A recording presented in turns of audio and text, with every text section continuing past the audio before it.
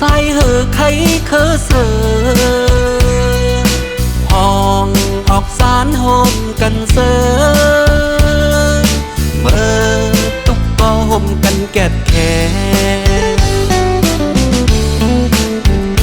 เบิ่งเกิดอ่องเพียนลินในเจ้าเสือขันฟ้าเฮ็ดไว้ปัน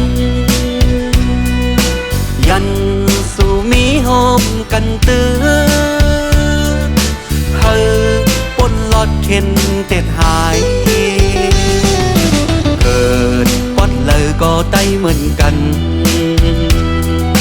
เศร้าอยู่ห่มเงาตู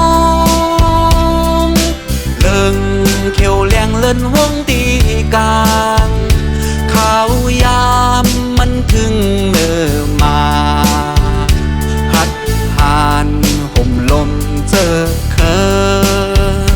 เหตุการณ์ก็ตั้งวันเมื่อ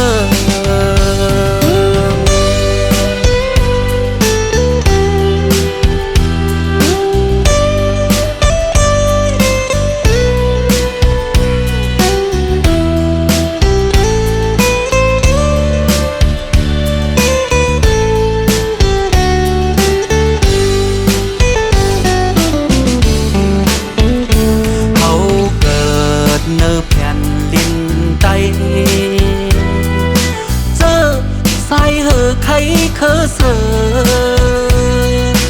ห้องออกสารโฮมกันเสอเมื่อตุกก็ห่มกันแกดแค่เบิ่งเกิดอ่องเพียนลินในเจ้าเสือขันฟ้าเฮ็ดไว้ปันยันสู่มีโฮมกันตื้อเฮอปนลอดเข็นเต็ด